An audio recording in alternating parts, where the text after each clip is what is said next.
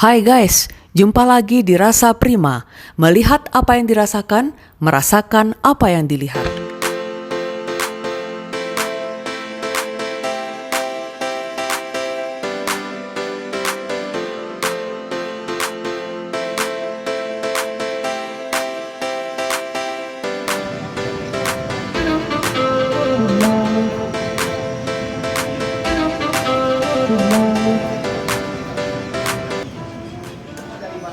Bandung. Mungkin pada saat itu pemerintah Belanda berpikir Bandung sangat cocok dan strategis. Yang pertama iklimnya, pada waktu itu iklim kota Bandung hujannya sangat sejuk dan dingin. Yang kedua keindahan panorama alamnya, pemandangannya atau view-nya waktu itu kota Bandung sangat indah sekali, gitu ya. Maka dari sampai sekarang kota Bandung masih punya julukan Bandung Palestan Java. Yang ketiga kesuburan tanahnya, tanahnya sangat subur sekali. Yang keempatnya pada saat itu di Batavia ada suatu wabah penyakit yang menewaskan ratusan orang perwira Belanda, ialah wabah kolera pada saat itu.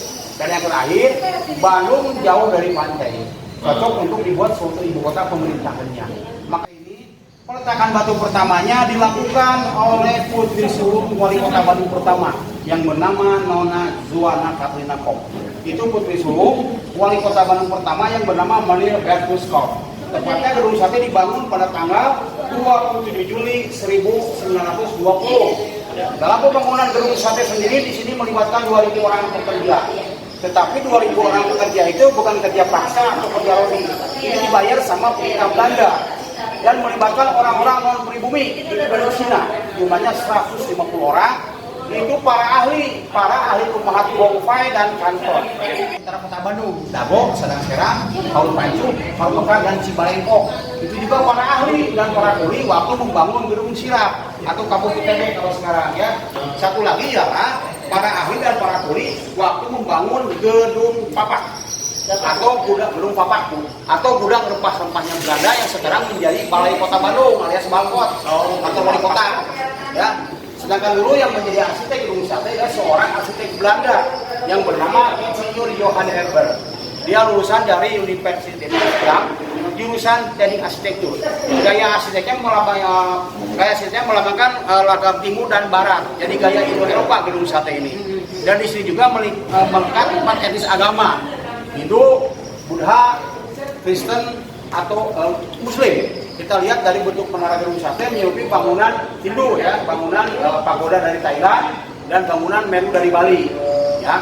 Untuk Buddhanya kita lihat dari ornamen di tengah gedung sate ada ornamen berbentuk candi, ialah candi Koko. Itu Buddhanya. Untuk Kristennya kita lihat dari bentuk aula barat kalau timur menyerupai bangunan gereja.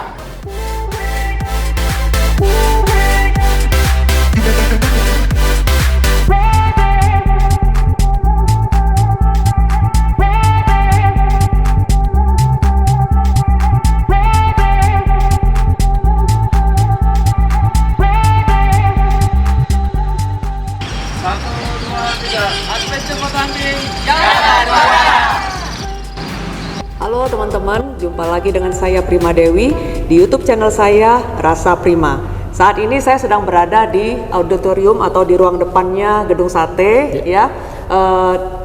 Ini tempat yang tentu saya sangat spesial dan saya juga bersama seorang teman yang sangat spesial nih, teman saya Kang Dudi Sugandi. Halo Kang. Halo juga Teh. Ini susah banget nih nangkep orang satu ini tuh. Ini sekarang bisa ketemu. Memang udah saatnya ketemu ya Kang ya. Betul. Ya, nah Kang Dudi ini saya kenal sebenarnya secara nggak sengaja ya. Saya tuh follow IG-nya karena saya kagum banget dengan foto-fotonya beliau ini. Dan ternyata beliau ini sama-sama alumni Unpad juga ya Kang ya. Yeah. Nah, kenapa hari ini kita berada di Gedung Sate? Karena ini kelasnya Kang Dudi itu namanya apa Kang namanya? Kelas garasi. Kelas garasi Yeah. itu sedang bikin Kegiatan. acara adventure foto hunting di Gedung Sate ya. Betul. Kita tanya-tanya nih ke Kang Dudi ya. Kang, aku senang banget nih merasa beruntung banget malam ini akhirnya aku bisa ngobrol-ngobrol dengan Kang Dudi ya.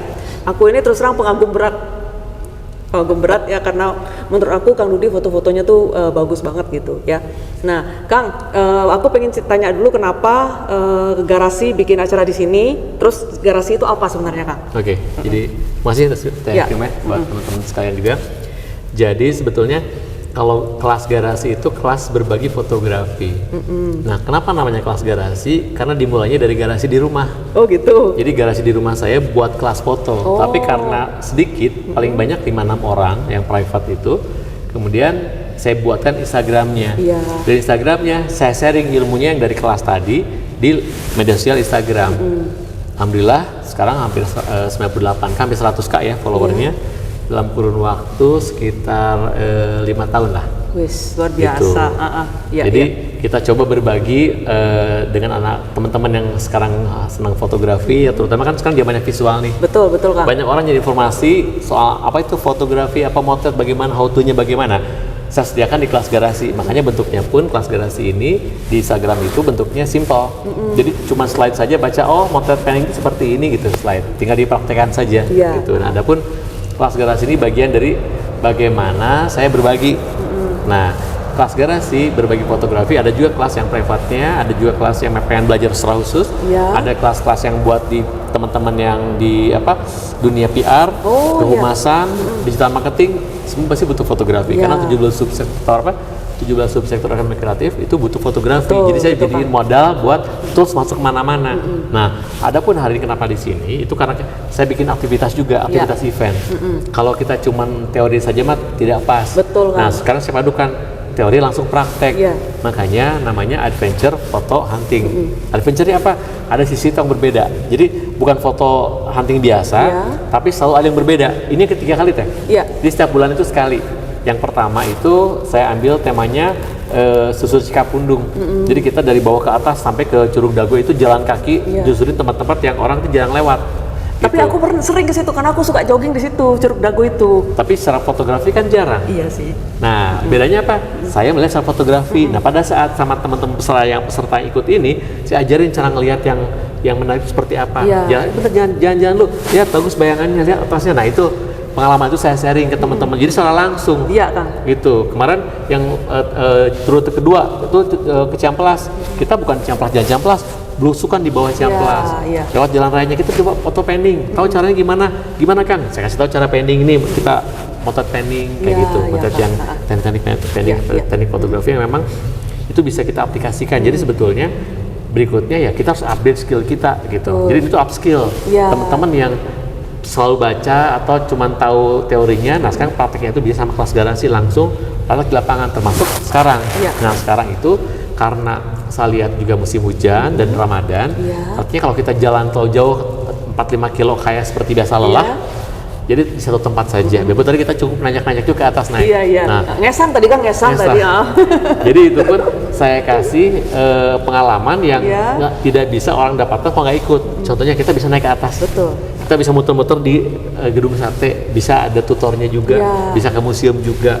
Satu paket. Nah, ada di kelas garasi. Jadi kita jalan-jalan, kita dapat cerita, kita dapat ilmu, tapi kita juga dapat wawasan yang lain. Selain dapat pemandangan yang bagus, foto-foto yang keren, kayak gitu. Kan di sini gayanya sekarang tuh arsitektural ya. Betul. Jadi selalu ada tema, selalu ada cerita yang saya share seperti itu. Oke, wah menarik banget Betul, Kang. Kang, jadi kelasnya ini kan limited ya. Tadi cuma berapa 15-an orang gitu Cuma Bang, 15 ya. Iya, oke. Terbatas 15 orang. Kenapa 15? Karena saya bisa ngobrol satu demi satu. Saya bisa tanya kesulitannya apa, kurangnya apa gitu. Kalau kebanyakan, pertama selain prokes juga, jadinya crowded. Jadi Kang, malah jadi ngobrol. Betul. Jadi kenapa 15? Saya batasin. Biasanya sih sekali daftar itu bisa di atas 50 orang, tapi saya batasin. Jadi setelah pertama, kedua, ketiga itu beda-beda.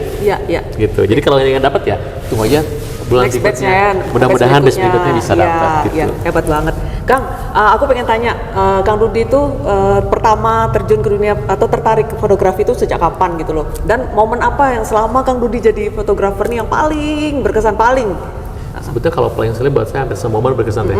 Pasti ya. Kalau pertama kenapa fotografi, karena dulu saya sebenarnya grafis sebetulnya. Saya masuk di rumah 2 kali nggak masuk. Keterimanya di jurnalistik Unpad. Jadi jurnalis, jadi wartawan, tapi di situ ada bidang seni juga, fotografi. Makanya serius saat itu karena termasuk bidang yang jarang. Karena fotografi mahal. Begitu kita harus belajar motret, kita harus belajar pertama beli kamera, beli film. Begitu tiap motret pasti harus nyetak dan proses dan cetaknya itu harus biayanya lumayan. Iya, Kang, benar. Nah, saya ngakalin dengan cara saya aktivitas, kebetulan saya kuliah di Unpad, aktivitas di himpunan, Iya. himpunan, fakultas, universitas, saya panitia terus, saya dokumentasi. Jadi film dari panitia, nah itu saya belajar. Dan dari kuliah saya udah kerja di majalah Hai. Oh. Jadi tingkat 2 tuh udah majalah Hai itu udah bagian dari bagaimana saya belajar. Iya. Dapat honor, motret lagi, terus. Iya, Jadi iya, begitu 94 saya belum lulus, saya sudah diterima di PR. Masuk PR sampai sekarang, sampai tahun 2020 lah.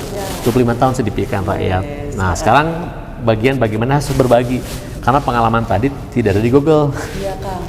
Jadi sesuatu yang tidak ada, saya coba sharing lewat ya aktivitas seperti sekarang. Gitu tuh. Oke. Jadi kalau tadi aku tanya pengalaman yang paling berkesan atau motret apa yang paling berkesan? Oh, mungkin kalau ya tadi kelewat ya. Motret yang berkesan mungkin tahun 96 ya, 94 saya pertama mau job training di Pikiran Rakyat, itu tuh saya motret batas kota Bandung. Batas kota Bandung kondisinya rusak. Oh, Saya potret, saat dilihat di bis, rusak nih. Pertama pas awal saya kuliah di Jatinangor. Iya. Jadi pas besoknya saya bawa ke tempat yang sama, saya bawa kamera, saya motret. Saya turun dari bis, motret situ, saya kirim ke PR. Iya. Dimuat sama PR. Besoknya dibenerin. Dibenerin. Iya, jadi dibenerin. Jadi saya kerasa saya punya andil nih. Iya, jadi bagaimana pekerjaan jadi nilai ibadah itu jadi wartawan foto, saya bilang itu. ya. Versi saya ya. Jadi kalau ada jalan rusak saya foto, besoknya dibenerin gitu kan. Itu kan kalau di media gitu. Jadi orang tuh takut banget saat itu sama media. Takut banget dimuat sama PR. Udah pasti nanti dimarahin kan gitu. Ini kerjanya apa, ini jalan rusak, nah kayak gitu. Nah itu bagian dari yang merubah, oh ternyata media fotografi ini bisa punya nilai perubahan. Adapun yang paling berkesan berikutnya lagi itu pada saat reformasi 98. Jadi saya udah kerja di Pikiran Rakyat dan saya kerja buat 3 terbit asing, Reuters, AP, AFP. Jadi di situ saya ingat banget, saya motret, foto saya dimuat jadi headline-nya IHT International Herald Tribune di New York, koran terbesar di dunia saat itu yang 17/4. Foto saya di HL, foto Bandung, dikasih selamat sana sini. Terus sampai saya sempat 3 kali di HL-nya mereka, foto demo di Bandung. Jadi saya punya peran, gara-gara foto saya gitu kasarnya kan, reformasi di Bandung itu kemana-mana, ke Indonesia kan, itu kan pertama dari Bandung dulu reformasi. Orang bentrok sebagai di Jatinangor. Nah, teman-teman kantor berita asing minta, nah saya support foto-fotonya karena di media saya tidak dimuat, nggak mungkin, nggak berani. Zaman yang baru kan, yang gampang saya muatnya kasih ke mereka dimuat di koran-koran saya Times Singapura. Jadi koran-koran itu ngambil foto-foto Indonesia itu yang kalau foto-foto bentrok awal-awal itu dari saya, dari Bandung. Itu yang pelat. Nah, saya punya peran buat reformasi gitu, diantaranya gitu aja sebetulnya. Pasti pantesan berkesan ya Kang ya. Ya itu yang saya ingat tuh berkesan itu. Terus saya pernah juga liputan di sini di Gedung Sate, terus saya dipukulin polisi, jadi berita juga. Terus dibela sama teman-teman wartawan asing juga dibela. Masakan sebenarnya mereka. Jadi sampai Kapolda minta maaf, anggota ini semua minta maaf. Dan polisi yang mukulin teman-teman saya juga. Saya bilang ini mungkin saya sial aja. Di sini depan Gedung Sate. Lagi remote. Nah di sini. Jadi berkesan ya kayak gitulah, mungkin beberapa hal yang itu kan mengancam jiwa. Seperti itu. Waktu reformasi beberapa kali mengancam jiwa, tapi untuk beberapa hal yang buat saya bagaimana foto ini bisa melakukan perubahan positif buat lingkungan gitu. Itu berkesan.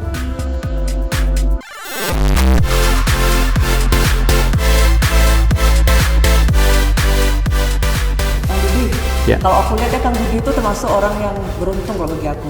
Karena Kang Dudi kan kayaknya menyenangi profesi itu ya, dan pasti istilahnya passionnya luar biasa kan untuk bekerja di bidang yang kita senengin itu ya, benar nggak?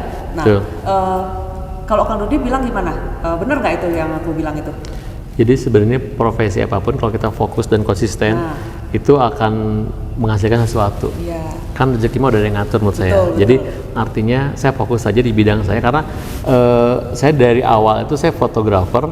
Kemudian editor foto, masih ngurusin foto, saya pindah ke bagian riset. Riset kan ini apa namanya, riset tuh kalau buat berita-berita, buat konten pasti butuh data. Nah, datanya selalu dari foto. Jadi saya begitu pindah ke riset tadinya, ngapain ya saya ngurusin data gitu. Saya pikir, oh iya datanya data visual. Jadi saya pada saat dipindahkan bagian, setelah 12 tahun kerja di bagian foto, saya tadinya ngerasa dibuang. Terus saya pikir, ini kan visualnya masuk.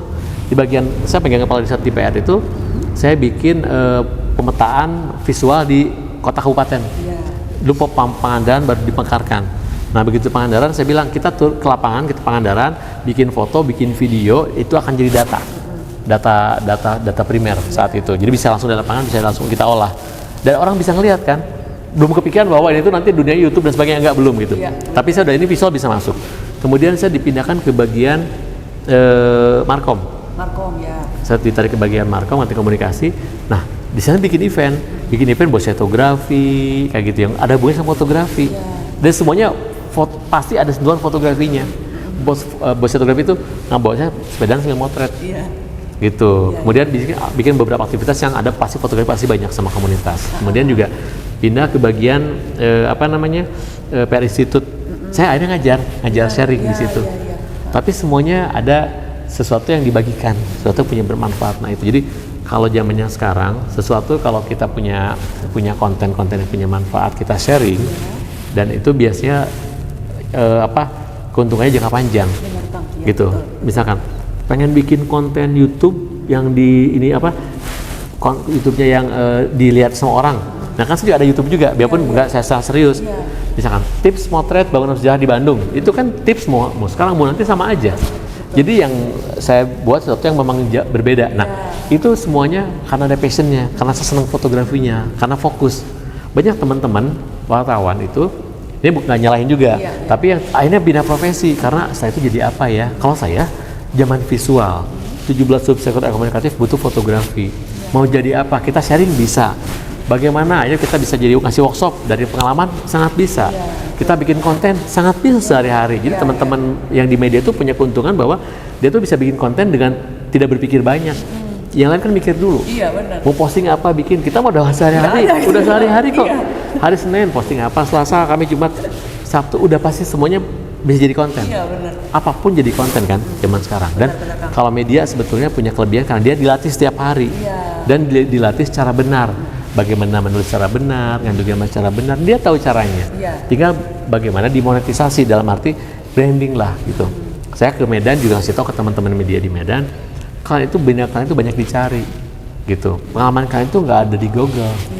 Kalau yang lain kan anak-anak muda sekarang pada munculan banyak tuh, tapi kan dia normatif, yang dia nggak punya pengalaman. Nah kita punya pengalaman, itu yang bisa dijual. Jadi sebetulnya pekerjaan apapun termasuk KSA itu bisa dijual karena kita kaya akan pengalaman. Jadi masing-masing punya kelebihannya lah seperti itu. Kang, aku mau tanya satu lagi nih di gedung sate sebelah kiri ada Pak RK ya. Sebelah kanan ada Pak UU. Nah, kok sama Pak RK ini hubungannya apa? Aku lihat sering banget nih Kang Rudi itu posting foto-foto Pak RK lagi naik motor diikuti. Nah, ya kita memang. juga. Kebetulan kalau sama Kak Emil itu sahabat saya lama, jauh sebelum jadi gubernur atau jadi wali kota gitu. Teman motret lah. Oh sama-sama suka juga beliau. Kayaknya senang motret. Saya kenal juga pada saat motret gitu. Oh iya. Gitu. Jadi karena sebagai teman ya saya ngerasa sahabat saya bisa bantu apa gitu ya. Karena saya bisa bantunya motret ya saya bantunya secara visual, bagusnya gimana, harusnya gimana versi saya gitu kan. Sekarang zaman visual dan PRK tuh visualnya jago banget. Saya cerita, dia cerita bisa plus banyak. Orang kreatif luar biasa. Jadi kalau buat teman-teman yang mengenal beliau itu kalau kita kenal itu multi talentnya luar biasa. Fotografi saya cuma tahu segini, mungkin orang ngerasa saya jago. Tapi itu beberapa kalau hunting sama Kang Emil itu banyak hal yang baru buat saya juga gitu. Nah kan kita butuh seperti itu. Kalau orang kreatif itu kan menghasilkan kreativitas yang baru biasanya seperti itu. Makanya saya selalu kalau ada yang baru sekarang nanya apa karena saya selalu butuh insight buat saya juga gitu. Kita harus selalu upgrade terus kita Kang ya. Betul, terutama sama orang yang memang punya punya pandangan jauh gitu. Saya nggak Kang, saya nanti begitu saya masih di PR kan udah kenal juga. Saya mau bikin madingnya digital gini. Wah nggak usah, harusnya madingnya jangka panjang lagi, udah pakai internet apa gitu. Wah sebelum bener juga ya gitu. kita cerita banyak, udah nyerah saya bilangnya untuk beberapa hal luar biasa gitu. Yang sangat kreatif. Saya respect soal itu. Gitu nggak ada yang ngalahin lah itu mah. Nah, gitu. Kang, pertanyaan terakhir deh, Kang. Ya, aku tahu Kang Rudi kan sibuk banget nih, pasti habis ini mungkin ada kegiatan. Iya, ada kegiatan janji lagi. Tuh kan, bener kan? Nah, Kang, kalau dari sisi seorang fotografer ya, hal-hal apa aja tuh yang harus selalu ditingkatkan, diperbarui gitu ya, supaya nanti kan sekarang tuh sebenarnya persaingannya tuh banyak banget tuh, persaingannya luar biasa kan ya, apalagi anak-anak muda tuh kan dengan modal gadget aja dia sebenarnya bisa aja gitu ya. Nah, apa skill-skill yang perlu di-upgrade gitu supaya kita tetap bisa bertahan lah gitu di dunia ini. Ya, kalau buat saya, Iya. fotografer itu dia harus ikuti perkembangan, harus berubah dengan cepat, harus adaptif, jangan ngerasa paling gitu. Ngerasa paling udah, ini gua nih, ya udah gitu selesai menurut saya gitu. Karena banyak juga pada saat jadi wartawan tuh paling jagonya belum tentu, mungkin dia beruntung gitu kan. Jadi kita harus siap terus upskill kita, anak baru, oh lagi TikTok, saya belajar TikTok juga kan. Oh gitu ya, aku belum. Pasti, ya. Harus ya? Tidak harus, tapi kalau saya merasa saya perlu. Jadi saya membutuhkan sesuatu yang ada yang baru, biar tidak bosan gitu. Jadi selalu upskill kita, jangan ngerasa kita sudah cukup, karena ilmu kan terus ya. Iya. Gitu. Oke, iya. Oke, Kang, thank you banget loh. Udah Sama-sama, menyempatkan Kang. diri, aku senang banget ya. Nuhun. Semoga Kang Rudi selalu sehat, yang paling penting Kang. Amin. Selalu punya kesempatan untuk berbagi lagi Amin. bagi teman-teman. Siap. Bisa makin bermanfaat buat masyarakat dan bagi negara kita dan bagi masyarakat. Amin. Gitu ya Kang ya. Pancar terus, sukses terus, ya punya YouTube-nya, iya. channelnya semakin berkembang. Oke, thank you Kang. Oke teman-teman, begitulah ngobrol-ngobrol asik saya dengan Kang Rudi yang sibuk banget, yang akhirnya berhasil juga nih aku gayat ke sini ya. Siap. Oke, tetap stay tune, jangan lupa subscribe ya, like and comment. Bye.